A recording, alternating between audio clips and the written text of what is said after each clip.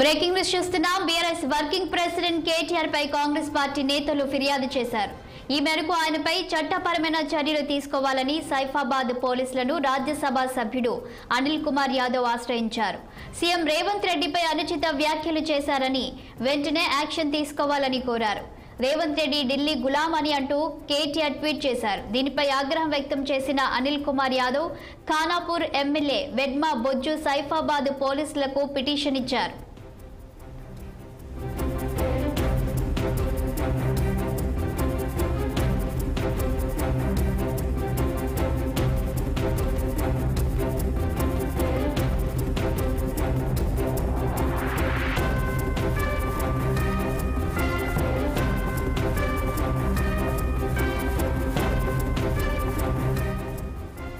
BRS working president KTR పై Congress party నేతలు ఫిర్యాదు చేశారు. ఈ మేరకు ఆయనపై చట్టపరమైన చర్యలు తీసుకోవాలని సైఫాబాద్ పోలీసులను రాజ్యసభ సభ్యుడు అనిల్ కుమార్ యాదవ్ ఆశ్రయించారు. సీఎం రేవంత్ రెడ్డిపై అనుచిత వ్యాఖ్యలు చేశారని వెంటనే యాక్షన్ తీసుకోవాలని కోరారు. రేవంత్ రెడ్డి ఢిల్లీ గులాం అని అంటూ కేటీఆర్ ట్వీట్ చేశారు. దీనిపై ఆగ్రహించిన అనిల్ కుమార్ యాదవ్ ఖానాపూర్ ఎమ్మెల్యే వెడ్మా బొజ్జు సైఫాబాద్ పోలీసులకు పిటిషన్ ఇచ్చారు. ఇక ఇదే అంశంపై మరింత సమాచారం మా ప్రతినిధి శ్రీనివాస్ ఫోన్ లైన్ లో అందించేందుకు సిద్ధంగా ఉన్నారు. చెప్పండి శ్రీనివాస్, ఎంపీ అనిల్ కుమార్ యాదవ్ పిటిషన్ మేరకు పోలీసులు కేసు నమోదు చేశారా? వారి స్పందన ఎలా ఉంది? శాలిని, ఏదైతే బీఆర్ఎస్ మాజీ ఎంపీ కేటీఆర్ పై రాజ్యసభ ఎంపీ అనిల్ కుమార్ యాదవ్ తో పాటు ఖానాపూర్ ఎమ్మెల్యే వెడ్మా బొజ్జు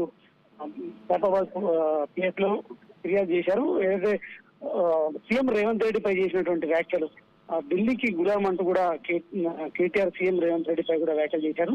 మరొకవైపు ఇటీవల కొద్ది రోజులుగా ఏదైతే ఈ విగ్రహాలపై రాజీవ్ గాంధీ విగ్రహం కావచ్చు, అదేవిధంగా తెలంగాణ తల్లి విగ్రహం మీద నడుస్తున్నటువంటి వివాదాస్పద వ్యాఖ్యలకు సంబంధించి కూడా ఇటు పరస్పరం అధికార కాంగ్రెస్ పార్టీ అదేవిధంగా బీఆర్ఎస్ పార్టీ మధ్యలో మాటల తూటాలు పేరుతున్నాయి.